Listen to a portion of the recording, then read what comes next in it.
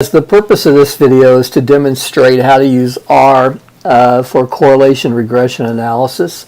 So the way we want to begin here is to go to Blackboard and go to Content. And when you go to Content, you're going to see down below week number 8, you'll see R assignment number 2, Content folder. So if you click that, you'll see that, well, by the time you see it, there actually will be the video I'm putting up right now. Will be posted, but you see two things. You see one, a data set for our assignment number 2 video. That's what I'm going to use to demonstrate how you submit our assignment number 2 and actually the commands and stuff like that. You can see it's due October 18th at 11 p.m. So you got quite a bit of time. I think I'm putting this up on October 5th. So that's almost 13 days that you're going to have to do this. It's going to be tempting to go ahead and try to save some time and just go ahead and do the assignment and submit it some goofy, wacky way, and I'm not going to give you credit. So just watch this video completely through. It should be a pretty brief video, and I'll show you how to do this stuff. All right, it's pretty much some of the simpler stuff that we do. All right, gang, first thing I'd want to do is download the data set for this video, so I would click that, and then I would open it. There's my wife and kids in Cabo San Lucas, which was a lot of fun. Wish I was there right now. And let me close this down. All right, let me get full screen here. So you can see what we're doing here is we're dealing with a data set that, let's see, there were 10 randomly selected women ages 25 to 34. The purpose is to predict the body fat from their skin fold tricep measure in millimeters. So, so guys, what I did is I went ahead and printed this out. So I'm now going to take you to the printout that I have. And so I have this in front of me. Okay. Now, when I read this, and let me just put, this is for demonstration. So this is essentially telling you how to do your assignment. All right, gang. When I look at this, the purpose is to predict a woman's body fat. Well, whatever you're predicting is always going to be your Y. So I know right off the bat that the body fat is my Y, and you know, we're using simple linear regression techniques here, so I only have one predictor. So the predictor would be my X, which is triceps in millimeters. Well, gang, the very first thing I have to do is I have to get this information into R. And there's a couple of ways to do this. One way I could do this is to copy and paste this information into Excel. And I'll tell you what, I didn't really plan to do this, but I'm going to demonstrate both ways. So let me get out of this. Let me bring up the data set. And what I could do is I could copy, I'll tell you what, I'm going to go ahead and copy subject 2. So I can copy this, and then I can go get an Excel document.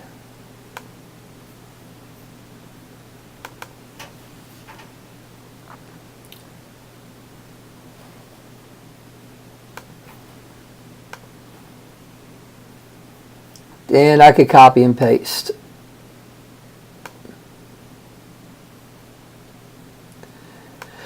Okay, so it looks like, was that right? Do I have 10? Let me go check. Let me get rid of this. This doesn't need to be up anymore. So we had 10, so everything seemed to be copy and pasted appropriately. Now what I would want to do, I would want to come in here and insert and give the variables a name. So I'm just going to use that as ID. I'm going to use this as triceps, and I want this as body fat. And let me make sure I'm not doing anything goofy here. Yeah. So I would center this up just because it's something I do. I would go up and do a save as, and I would call this whatever. I'm just going to call it my data.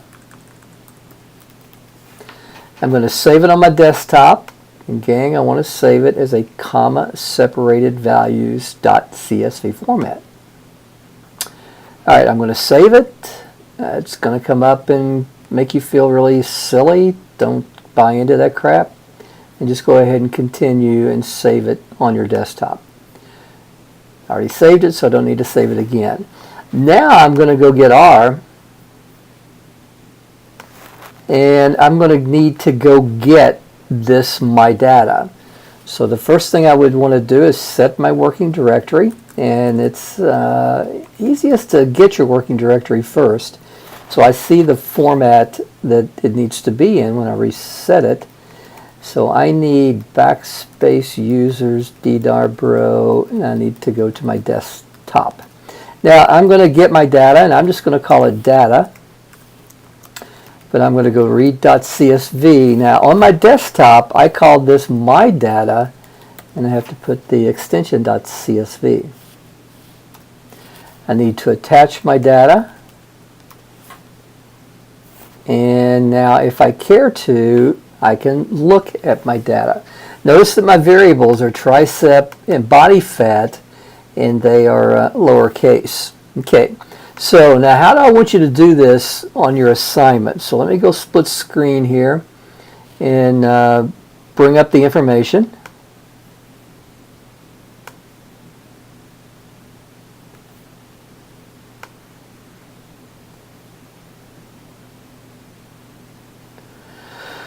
And we will go through, and I don't really know why that's doing that.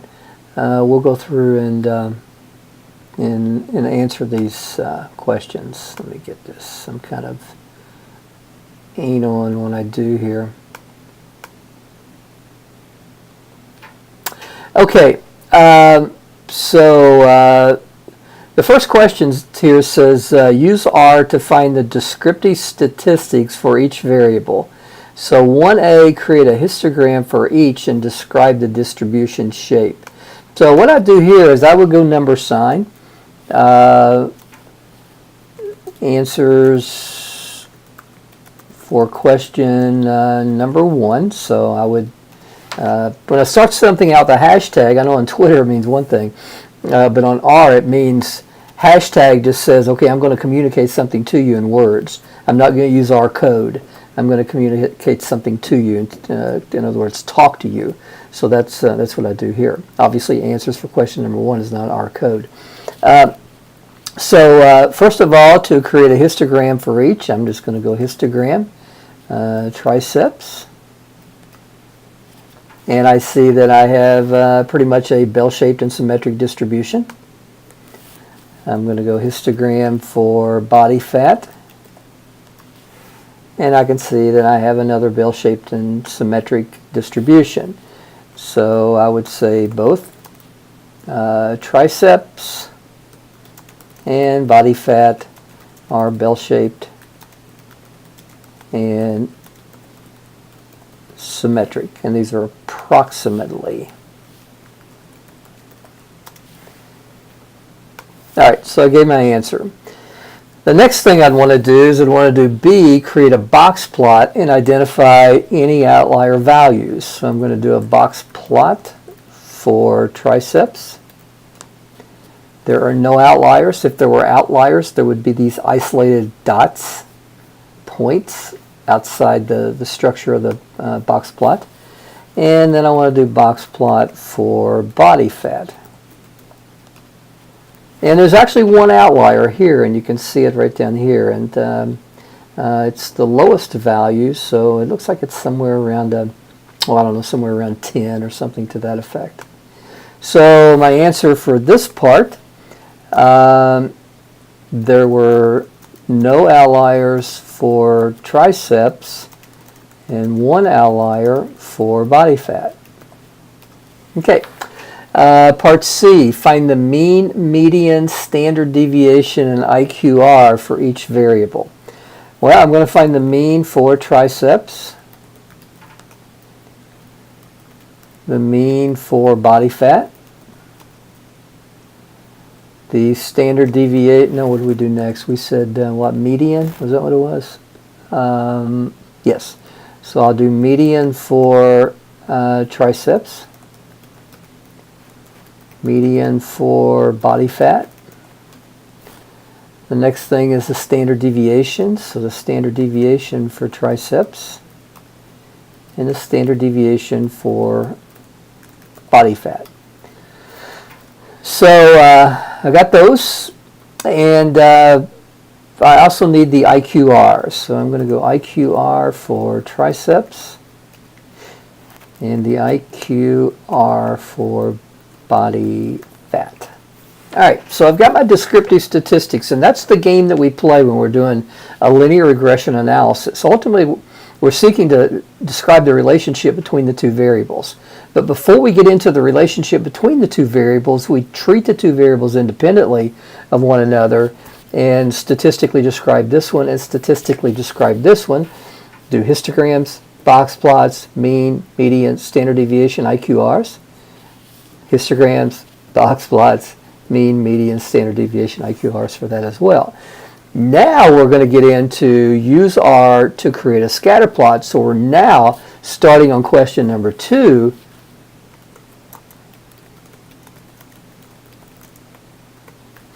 We're going to start looking and examining the relationship between triceps and body fat. Well, guys, to do a scatter plot, we just go, let's see, what do we have? Triceps, put our X first. Body fat? Yeah, I knew that wasn't right. It's plot instead of... All right, so when I get this, I come over and I look at my handout, and it says discuss important characteristics. First of all, is it linear or not linear? Well, it doesn't have any real curvature to it. You know, these two dots here create a little bit of a curve, but for the most part, we have a linear pattern here, so I'm going to assume that's linear. Second thing, positive or negative. Well, guys, going up to the right is clearly positive. And C, weak, moderate, or strong. To me, this is kind of a moderate relationship. Certainly not strong. It's probably more weak to moderate, if I'm going to be exact. So let's do that. So I'm going to come in with the answer, and I'm going to say it is linear, positive, and weak to moderate. Okay, question number 3, use R to calculate the following. So I'm going to come in with hashtag answers to question number 3. So to do the correlation coefficient, all I have to do is just type COR, which is the R command for correlation coefficient. And I want this between triceps and body fat. So the correlation is actually much higher than what I thought it would be. It's 0.71. So that's that really turns out to kind of contradict what I saw visually with the scatter plot. So this is more of a kind of moderate to strong relationship. So that's why we do both. That's why we get a picture, and that's why we get the number as well. Now, part B, we get a correlation or coefficient of determination. That's just the last value squared. So that's really all I need to do there is just square the previous value. So the coefficient of determination would be 50.2%. So I've answered the questions for number 3. Number 4, so use R to calculate the coefficients of the linear regression model, provide the values for the slope and the intercept. Well, guys, this is really easy to do. We just type model, so we want to give it a name because we're going to use it later on for some stuff. And to create a linear model in R, we just type LM, and we put the Y value first. Then we use a tilde. Guys, that tilde is up in the upper left-hand corner to the left of the 1 key, and it's a second function key. So we always put this in the term of Y tilde X, and since our Y value in this problem was body fat, we put body fat first, tilde, our X variable, which is triceps. Now when you hit this, nothing's going to happen, because what it did is it made the calculations and it stored it as model. So if I type model, I'm going to get my answer. So the answer to this, my slope, I wanted first, right,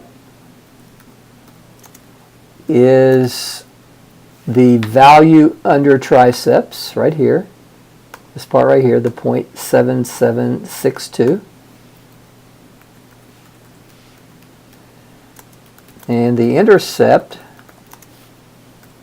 is the 0.2259. That's pretty obvious because it's right under the intercept heading. So whichever one isn't the intercept, the other one has to be the slope. So file that in your trash can of useless information. All right, gang, number 4.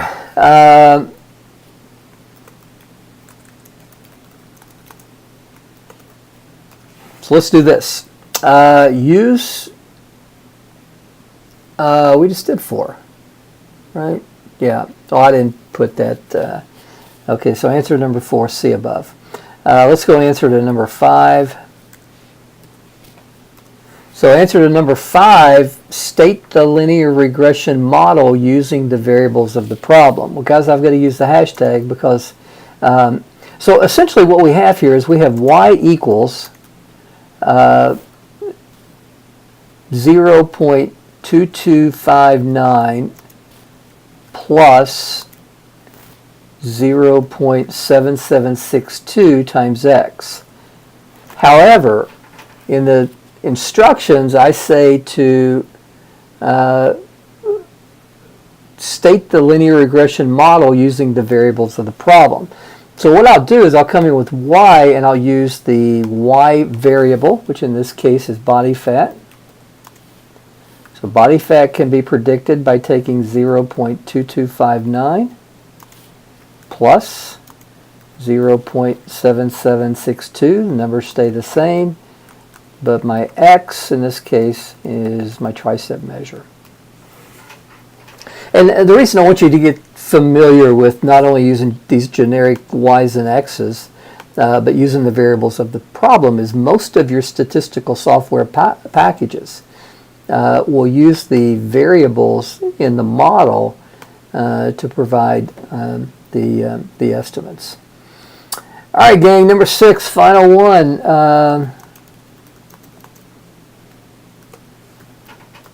Number 6, what we want to do is we want to use our model to predict a woman's body fat if the tricep is 22.1. Now, let me tell you what not to do, what's just really goofy. If you go up here and, right here, you look up here and you say, well, there's a woman with 22.1, so the answer to this must be 21.3. If you're thinking that way, then you and I haven't connected yet. This is an observation. This is one particular woman who's just happened to have a tricep measure of 22.1 millimeters, and her body fat was 21.3%.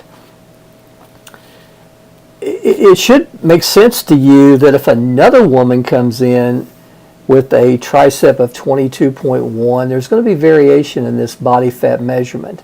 There's no reason to think that woman is going to have a body fat of 21.3. Let me give you an example that may make a little bit more sense. Let's say that we are trying to come up with a model to predict GPA of freshmen based on their ACT score. So we go out and we collect some, take a random sample, and we get some ACTs,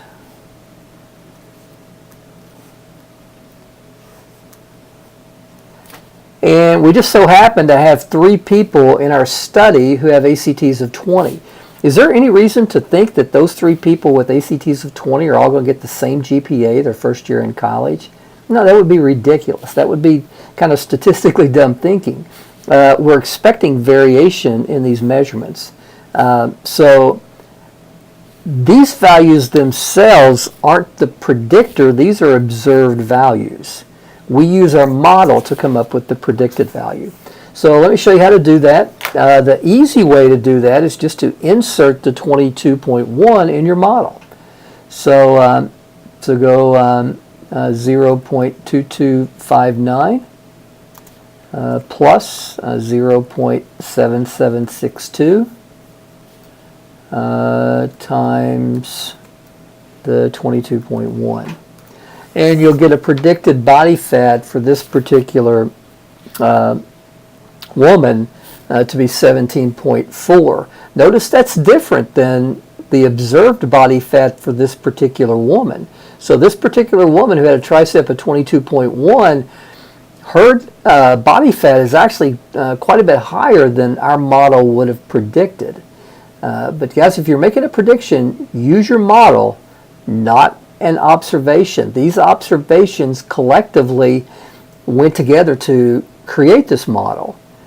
But you use your final model, the summary of those observations, to predict future stuff. Okay, so this right here, this 22.1, this is like an 11th woman walks through the door and says, "Hey, I know you've been studying the relationship between triceps and body fat. My tricep measure is 22.1. What should my body fat be based on these 10 people that are contained in the study?" Now, a much clever way, at least a slightly more clever way to do this let's say that we had 5 additional women came in and they wanted to have their triceps measured, and they wanted to use the model that we have on file, on hand, to predict what their body fat should be so they can compare their body fat to what we predict it should be based on these other observations. And let's say that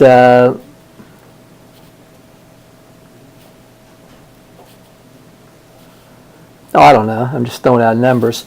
Let's say that these 5 women come in again after this study, after this model's been created, and they want us to use their tricep measure to predict their body fat.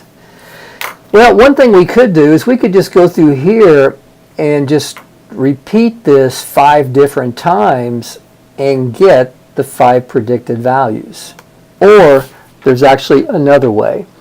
What we could do is we could create a new variable called new values, and we can use the C function here to type in the 5 measurements.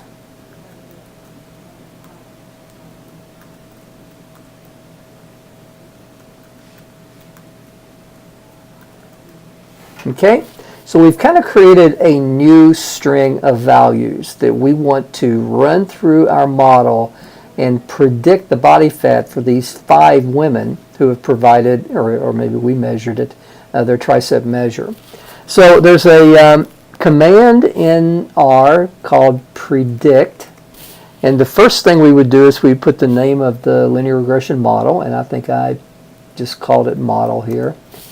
And then what we want to do is we want to create a new data frame. And we want our triceps to be equal to our new values.